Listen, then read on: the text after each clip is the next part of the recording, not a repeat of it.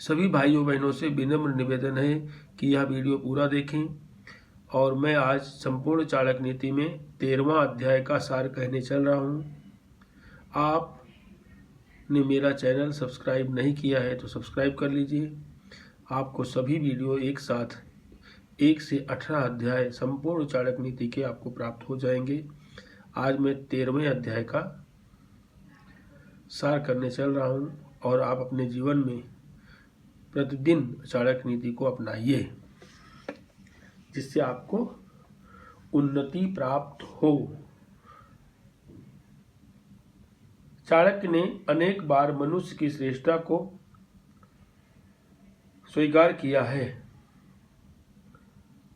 चाणक्य ने अनेक बार मनुष्य की श्रेष्ठता को स्वीकार किया है। उनका कहना है कि यदि मनुष्य जीवन एक क्षण के लिए भी प्राप्त होता है तो उस काल में भी मनुष्य को श्रेष्ठ कर्म करने चाहिए, और यदि उसका जीवन एक युग से भी अधिक हो तो भी उसे बुरे कर्मों में लिप्त नहीं होना चाहिए।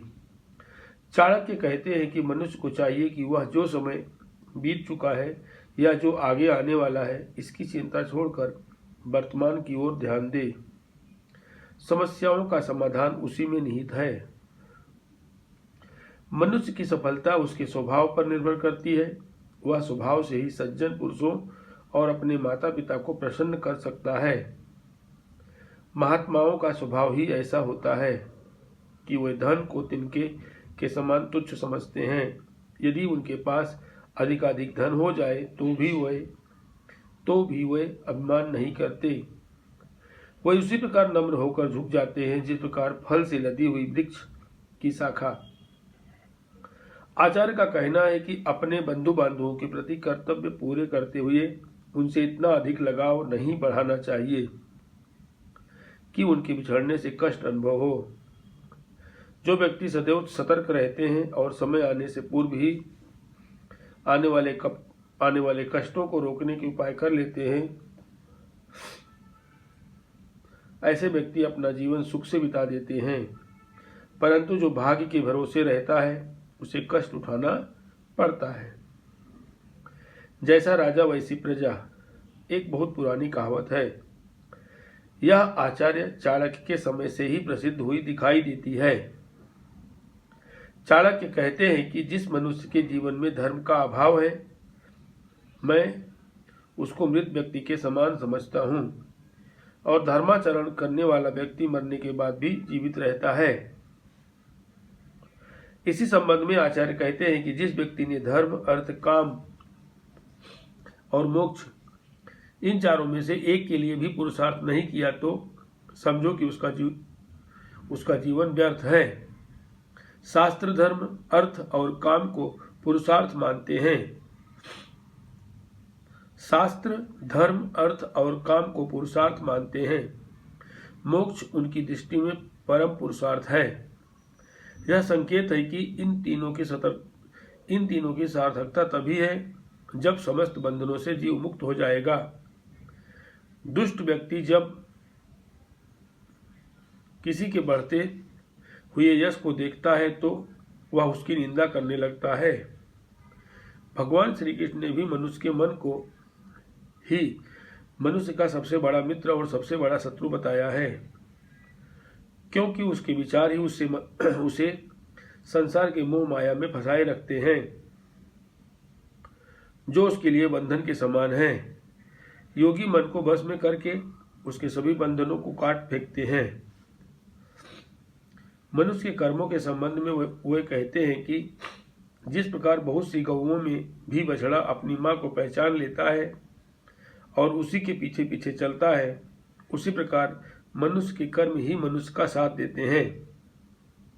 अर्थात वह जैसा कार्य करता है उसके अनुसार ही उसको फल भोगना पड़ता है।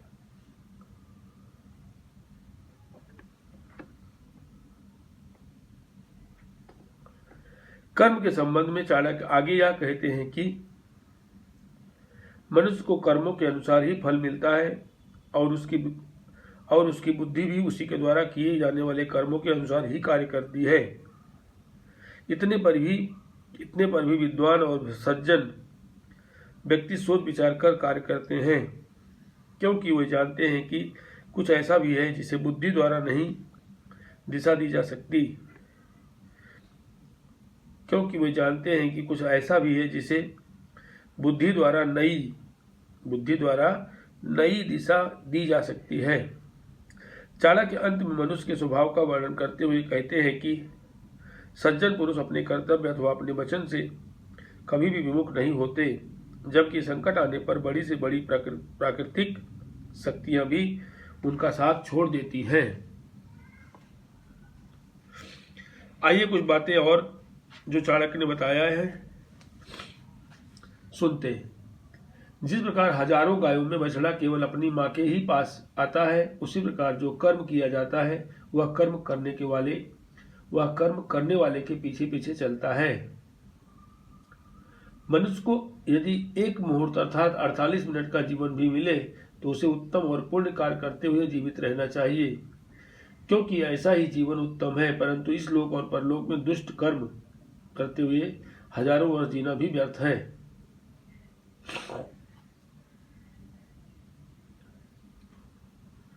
देवता, सज्जन और पिता स्वभाव से संतुष्ट होते हैं, बंधु बांधव अच्छे खान पान से, जबकि पंडित विवेकशील मधुर भाषण से ही प्रसन्न हो जाते हैं। देवता, सज्जन व्यक्ति और पिता केवल व्यक्ति के स्वभाव को देखते हैं। पिता अपने पुत्र के स्वभाव से ही प्रसन्न होता है। रिश्तेदार, बंधु बांधव अच्छे खान पान से खुश रहते हैं, अर्थात यदि उनकी खान पान से अच्छी आवभगत की जाए तो वह प्रसन्न रहते हैं। और विद्वान मीठी बातों से ही प्रसन्न हो जाते हैं।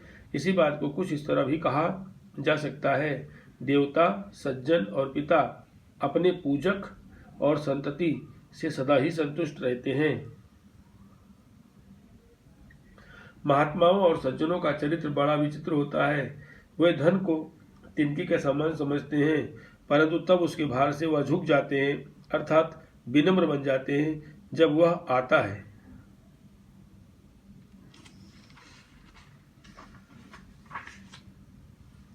नीच मनुष्य दूसरे व्यक्ति के यश को बढ़ाता हुआ देखकर दूसरे व्यक्ति के यश को बढ़ता हुआ देखकर उसकी यश रूपी कीर्ति से जलते हैं, और जब उस पद को प्राप्त करने में असमर्थ रहते हैं तब उस व्यक्ति की निंदा करने लगते हैं। दुष्ट व्यक्ति दूसरे को तरक्की करता देखकर उससे जलने लगते हैं। उसकी कीर्ति रूपी आग उन्हें जलाती रहती है। जब वे उस कीर्ति को प्राप्त करने में असमर्थ रहते हैं तब उस व्यक्ति की निंदा करने लगते हैं।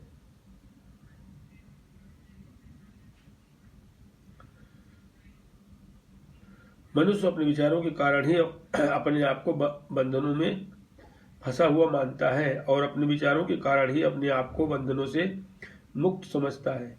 विषय वासनाएं ही मनुष्य के बंधन के कारण हैं, और विषय वासनाओं से मुक्त होकर ही मनुष्य को मोक्ष प्राप्त होती है।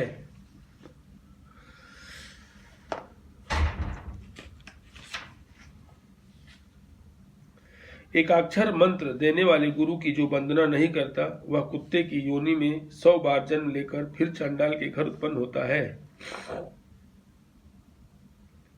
एक अक्षर का अर्थ यहाँ 2 प्रकार से हो सकता है। एक अक्षर का ज्ञान देने वाला भी इसका अर्थ किया जा सकता है। शास्त्रों में ओम को एकाक्षर ब्रह्म कहा गया है।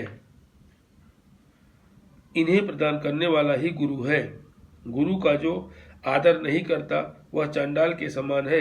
शास्त्रों में कृतज्ञता को ऐसा पाप माना गया है जिसका कोई प्रायश्चित नहीं होता।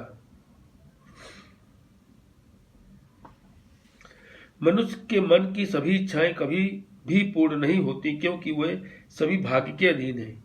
इसलिए मनुष्य को अपने जीवन में संतोष धारण करना चाहिए। एक युग के अंत में सुमेरु पर्वत भी अपने स्थान पर स्थिर नहीं रहता। कल्प के अंत में समुद्र भी अपनी सीमाएं लांघकर इस संसार को कष्ट में डाल देता है, परंतु श्रेष्ठ पुरुष अपने हाथ में लिए हुए कार्य को पूरा करने की प्रतिज्ञा से विचलित नहीं होते। इसका भाव यह है कि प्रकृति के नियम भले ही बदल जाएं, पर्वत और समुद्र भले ही अपना स्थान छोड़ दें, परंतु सज्जन व्यक्तियों ने जिस किसी कार्य की पूर्ति के लिए वचन दिया है वह अवश्य उसे पूरा करते हैं। कोई अपने दिए गए वचन से टलते नहीं, भले ही उन्हें इसके लिए अपने प्राण गंवाने पड़े। राजा दशरथ ने अपने वचनों का निर्वाह करने के लिए ही तो अपने प्राण त्याग दिए थे। वे जानते थे कि राम के बिना जीवित रहना संभव नहीं, फिर भी उन्होंने राम को वन में भेजा। इसके आगे का नेक्स्ट वीडियो मैं कल अपलोड करूंगा। तब तक के लिए जय हिंद, जय भारत।